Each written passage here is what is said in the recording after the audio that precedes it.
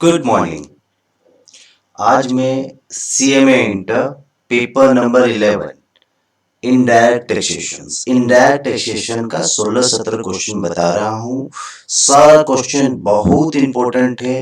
100% इसमें से आपका अच्छा क्वेश्चन आएगा एग्जाम में। जितना बीबीआई क्वेश्चन था मैंने सिलेक्ट करके दे दिया है, विद आंसर दे रहा हूँ। इसको एग्जाम से पहले जरूर पढ़ के जाइएगा। मैं डायरेक्टली आपको क्वेश्चन बता दे रहा हूँ क्या क्या है। सबसे पहला क्वेश्चन है, ब्रीफली स्टेट द फंक्शंस और role assign to GSTN.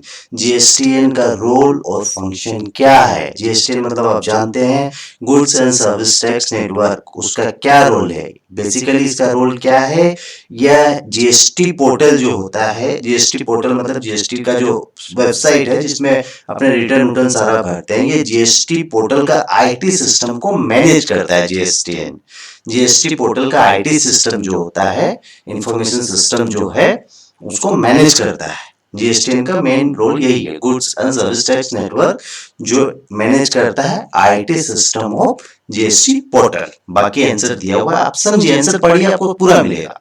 Second question ये देखिएगा, ऐसा क्वेश्चन गलती से भी मत छोड़िएगा। दूसरा क्वेश्चन है, state briefly the person not entitled to a well composite scheme।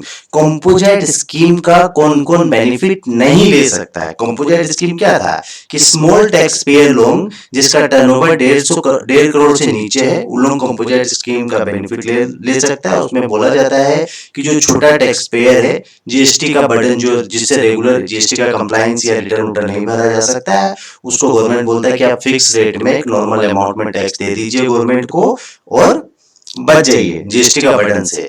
तो इस क्वेश्चन में बोलता है कि कौन कौन ऐसा कौन कौन आदमी है जिसको कंपोजिट स्कीम का बेनिफिट नहीं मिल सकता है, जैसे मैन्युफैक्चरर हो गया एटसेट्रा। आप आंसर पढ़ लीजिएगा, आंसर में सब कुछ दिया है। थर्ड क्वेश्चन आ जाता है, व्हाट इज एजेम्प्टेड सप्लाई। एजेम्प्टेड सप्लाई क्या है? किस सप्लाई पे जीएसटी नहीं लगता है? एजेम्प्टेड क्या है जीएसटी में? ठीक है, it mean supply of goods and service और बोथ व्हिच अट्रैक्ट, जिसमें नील रेट ऑफ टैक्स लगता है, बेसिकली उसको एजेम्प्टेड सप्लाई बोलते हैं। पूरा आंसर दिया है, आंसर को पढ़िएगा। इसका पीडीएफ में अटैच कर दिया हूं शीट में, इस क्वेश्चन को गलती से भी मत छोड़िएगा। Question number 4, what are the activity will not be treated as supply as per schedule 3 of CGST Act 2017।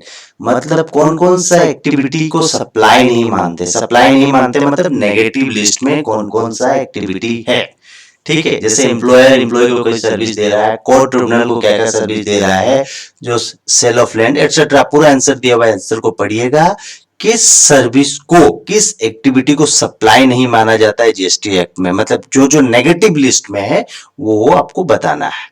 Question number 5, ध्यान से देखिएगा। क्वेश्चन नंबर 5,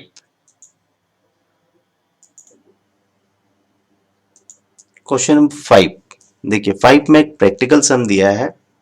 ये सम का आप आंसर देख लीजिएगा। इसमें ब्रीफली मैं शॉर्ट में बता रहा हूं कि आदमी कोई सप्लाई करता है 60 लाख रुपए का माल, उसके साथ उसका ट्रांसपोर्टेशन और अदर खर्चा लगता है।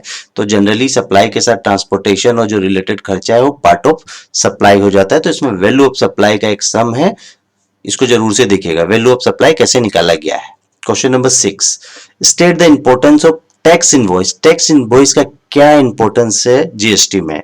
बेसिकली टैक्स इनवॉइस के बिना आपको इनपुट क्रेडिट वगैरह नहीं मिल पाता है, वही आंसर में लिखा है। आप आंसर को अच्छा से समझिएगा और देखिएगा।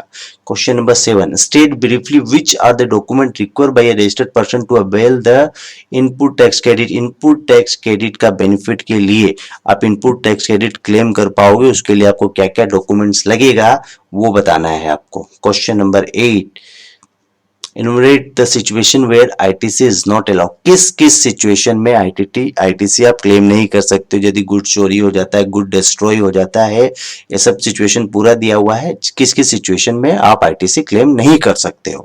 क्वेश्चन नंबर 9, क्वेश्चन नंबर 9 में बोलता है, प्रैक्टिकल सम दिया है जिसमें बोलता है एग्रीगेट टर्नओवर आपको निकालना है। एग्रीगेट टर्नओवर आपको पता है कि टैक्सेबल गुड्स जो सप्लाई कर रहे हो और नॉन टैक्सेबल या एग्जम्प्टेड गुड्स, सारा सब चीज एड ऑन हो जाता है उसके साथ। तो अब देख लीजिएगा आंसर, पूरा अच्छे से समझिएगा आंसर को। क्वेश्चन नंबर 10, ये क्वेश्चन तो एग्जाम में आपका 100% आएगा, 100%।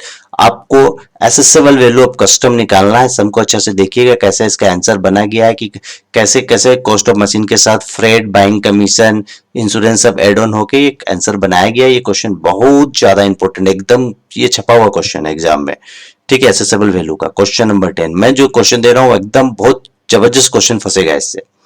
Question number 11, what is intermediary services. Intermediary services जो ब्रोकर लोग, एजेंट लोग, मिडिल मैन लोग जो सर्विसेज देते हैं उसके बारे में आपको लिखना है। Question number 12, what is OIDAR services, online information and database access और रिट्राइवल सर्विसेज के बारे में है। आंसर दिया हुआ पढ़िएगा, बहुत सिंपल सा चीज है। Question number 13, what is export of service, एक कंट्री से दूसरा कंट्री जो सर्विस दी जाती है उसको बोलते हैं एक्सपोर्ट ऑफ सर्विस। आंसर पढ़िएगा। What is transaction value of identical good जो होता है उसका ट्रांजेक्शन वैल्यू कैसे निकाला जाता है।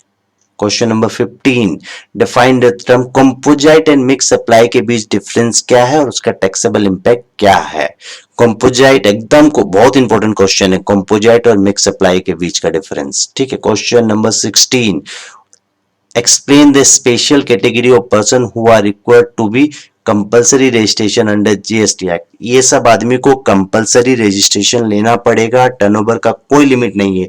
1 रुपया भी टर्नओवर होगा तो उस आदमी को जीएसटी में रजिस्ट्रेशन लेना पड़ेगा। जैसे कैजुअल टैक्स पेयर हुआ, ई कॉमर्स, नॉन रेसिडेंट, उन लोगों के लिए कंपल्सरी रजिस्ट्रेशन है जीएसटी में, कोई अमाउंट का क्राइटेरिया नहीं है। तो ये बहुत इंपॉर्टेंट क्वेश्चन है। क्वेश्चन नंबर 17, लास्ट क्वेश्चन है, what is mean by margin of dumping and injury margin. Injury margin किसको बोलते हैं, मार्जिन ऑफ डंपिंग बहुत इंपॉर्टेंट क्वेश्चन है। How anti dumping is quantify, कैसे एंटी डंपिंग निकालते हैं, एग्जाम्पल के साथ दिया हुआ है। मार्जिन ऑफ डंपिंग देखिएगा, बहुत इंपॉर्टेंट क्वेश्चन है ये, इससे ज्यादा आपको देखने का दरकार नहीं है। आप ये सब क्वेश्चन गलती से भी मत छोड़िएगा, बहुत इंपॉर्टेंट क्वेश्चन है। Thank you.